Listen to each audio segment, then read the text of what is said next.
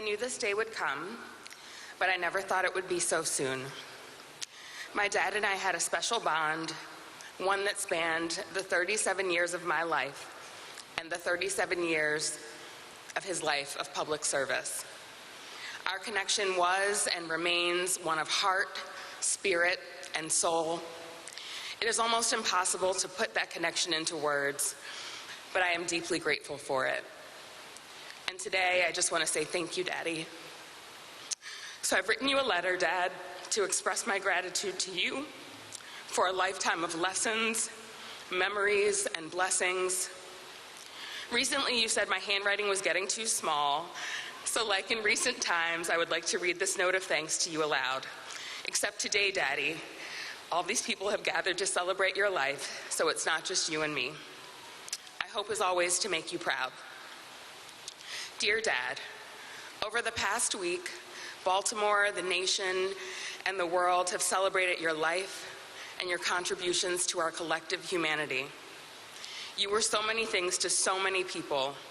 You touched so many lives, and that's because yours was one not only of duty and service, but one of compassion and empathy.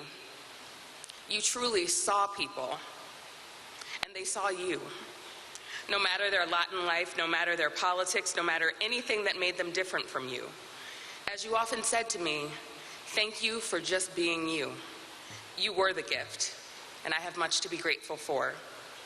And while you were Congressman, Mr. Chairman, and a seasoned political leader, perhaps the most important title you held in your 68 years of life on this earth was Dad. First, thank you for loving me before I even took my first breath in this world. I remember you telling me how when I was born you were amazed that you could hold me in the palm of your hand. Just one hand, this life, my life, in your hand. You and Mom literally gave me life, and we've shared an unbreakable connectedness ever since, which is what makes today so incredibly hard. While right now the words ring hollow in my heart, where since last Thursday I feel like a piece has been forcefully torn out, it is this connection and this deep and abiding love that endures even when I can no longer feel your big bear hug or give you a kiss on your forehead. Dad, thank you for teaching me the dual power of my beauty and my brilliance. This might sound boastful, but ever since I was a little girl, my dad always told me I was beautiful. That may sound basic and like a no-brainer. But Dad wanted me to understand and appreciate my blackness and truly feel that my rich brown skin was just as beautiful as alabaster or any shade of the rainbow.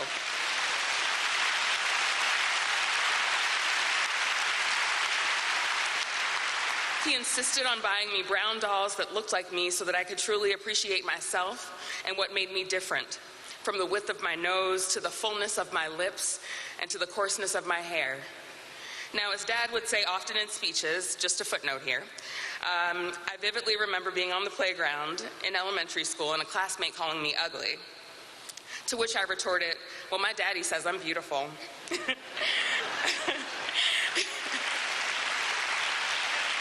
Then proceeded to pull out his business card from my little purse filled literally with nothing else but rocks and said, you can call my dad and ask him. So thank you, Dad, for also teaching me to be bold, to be confident, and to stand in my power, to stand up against bullies, be it their overt words or covert actions. You did not suffer fools, and you taught me not to either. Thank you for teaching me discernment, to spot those with false motives from miles away and to see the difference between blind ambition and true purpose and being called to a mission.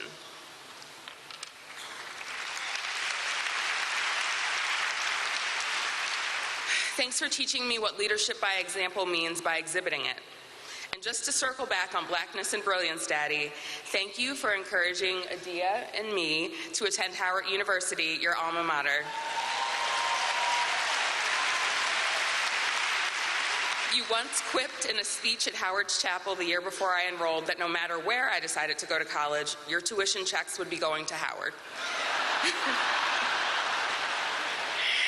Thank you for investing in my education well before and through Howard. Thank you for teaching me to persevere. I remember when we took the training wheels off my bike when I was maybe 6 or so, and I went careening down the steep sloped alleyway behind the house and fell. I remember crying to you and telling you that I didn't want to ride ever again, and you told me that I could do it, and to wash off my scraped little legs and try again, and I did. Thank you for teaching me that I do know. You used to ask me questions on the way to school, and lazily, or maybe out of a lack of confidence in the answer, I'd just say, I don't know. You tell me, Jennifer, you do know. So tell me, what do you think? You always cared what I thought. That never stopped. From our first conversations to our last. Thank you for teaching me to strive for excellence in all that I do. Thank you for instilling in me the idea that if I tried my very best, that is all I could ask of myself. Thank you for giving me an appreciation for the spoken and written word. I remember many a day, either in your law office on St. Paul Street or your office in the State House in Annapolis, where I'd be tasked with reading articles from the Baltimore Sun and summarizing them. On those summaries, the best score I could get was an E for excellent, and I always aimed for those. That summary writing led to writing for school newspapers in high school and college, and the career in communications I have now. It is no coincidence, it was preparation. Daddy, thank you for seeing me. I saw you. Thank you for nurturing me. I think I nurtured you in return. Thank you for loving me unconditionally and teaching me what love and leadership are by your example. I will miss your smile, your great big smile that could light up a room. I will miss your booming voice that would firmly sound, Jennifer, when I knew I was in trouble. I will also miss the voice that was just quiet and plain, saying things like, Jen, can you plug in my phone? I will miss calling you after seeing you on TV to tell you what a great job you did, and maybe sharing a couple of pieces of constructive feedback for your consideration, because you always strive to be better than the day before. You encouraged me to have a point of view and a thoughtful critique. I will miss you calling me before dawn on my birthday to sing your very special renditions of Happy Birthday, complete with a lot of riffs and soul, but perhaps not a steady tune. I will miss our exchanging Christmas presents and you immediately trying on whatever sweater or Under Armour tee or fleece was a part of the gift. I will miss opening presents from you and you saying, I saw it and it just looked like you. I will miss us having brunch, just us two, or you, me, and Adia, or you, me, and Mom, and ordering dessert and you eating more than half of it. Every time, it reminded me of us going to the harbor and getting ice cream when I was a kid. Secretly, Dad, I started getting bubblegum ice cream because I thought that finally when you asked for just a bite, I might get the cone back intact. What I would give for just an afternoon at the harbor with you. You could have all of the ice cream, Dad. I will miss the way you squeezed so much ketchup onto pretty much everything, but especially the fries that ended up soggy with tomatoey goodness at the bottom. I will miss your wise words. I will miss our brief conversations between meetings and hearings, and I will miss the longer ones. I will miss our month or so long of recent Saturday night sleepovers when we just hung out and discussed just about everything in our lives. Sometimes we just stay silent and watch the latest 2020 murder mystery. I'd look over to you just to see your face and catch you catching a glimpse of mine. That is love, enduring love. We weren't just dad and daughter, we were confidants and friends, and Daddy, I will miss that the most. So on this day, after so much has been said in a week filled with celebrations of your life, to steal a phrase from you, I just stopped by today to tell you how much I love you, how much I thank you, and how much I will be indebted and forever connected to you. That does not change as you've transitioned from this life to the next. Our love endures. Rest well and rest easy, Daddy. You deserve it. I know our conversations and connections won't be in person anymore, but they will be just as they've always been, filled with heart, spirit, and soul. I love you, Dad. Thank you.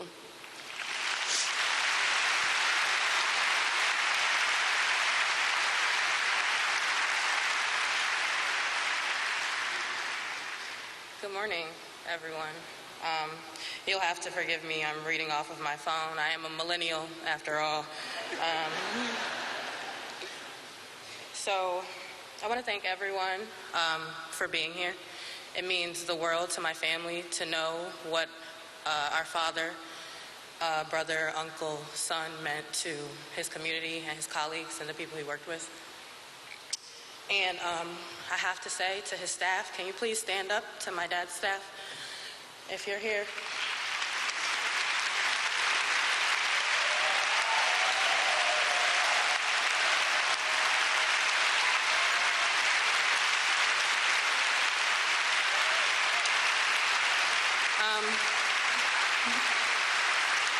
They deserve it. I just want to personally thank all of you. The way that you loved my father makes us family forever. And I'm so sorry that you lost someone who was so much more than a boss to you. So, I'm confident that everyone in this room today knows exactly the type of man my father was. If you didn't, you wouldn't be here. He was a passionate leader, a dependable friend, and an unrelenting voice for change. His passion for his city, his state, and his country was evident in his practices and his policies. Many of his colleagues have spoken over the past week and today about what an honor and a privilege it was to serve with him. But my sister and I were fortunate enough to hold the highest honor, which was being able to call him Dad. And I would be remiss if I didn't share a glimpse of what it was like to be his daughter. My dad would text me, sometimes at 3 a.m., just to tell me he was proud of me or to give me words of encouragement. Whenever I call, he'd always answer, "Hey, beautiful." And I could tell that he was happy to hear from me. And he was never hesitant to give his opinion, whether asked for or not, and was quick to remind me at any given moment that I owed him some money. He wasn't a father known for patience, but rather for persistence. When I was getting ready to take my driving test, he made me parallel park what felt like 50 times in a row until I got it down to a science and I could not do it wrong. And that was a very long day, but I passed my test on the first try. He always held me accountable and made sure that if I said I was going to do something, that I did it, and always encouraged me to be more giving. He instilled in me the same principles that my grandparents instilled in him: integrity, service, and humility. I could come to him with anything, ask him for anything, even Cardi B tickets. He didn't really know who she was, but he went out of his way, even from his sickbed, to make sure that I could go see her. He believed in me, believed in my dreams as if they were already realities. He was never afraid to invest time, knowledge, wisdom, and money into anything that I aspired to be. He was genuinely invested and committed to my happiness and well-being at all times. Last year, I gave him a card for Father's Day that said, "A parent's job is to see their child the way God sees them, and you do that for me." And I would encourage all the parents here and watching to see their children the way my dad saw me, the way God sees me, without limitations, not bound by obstacles or circumstances, and with the power to determine my own destiny.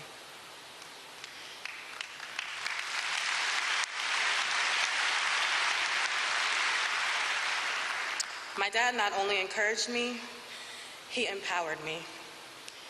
He equipped me with the tools that have prepared me to stand here with you today. And he made it his life's mission to ensure that every child in the country was as equally equipped.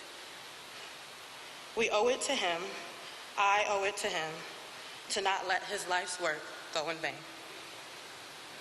In his infamous first speech on the House floor, he recited his favorite poem, just a minute. And as I mulled over which words to say today, I heard a song playing on the radio that embodied that same spirit. In the words of Eminem, "The moment you own it, you better never let it go. You only get one shot, do not miss your chance. The opportunity comes once in a lifetime." My father seized his moment, and because of it, we are all gathered here today.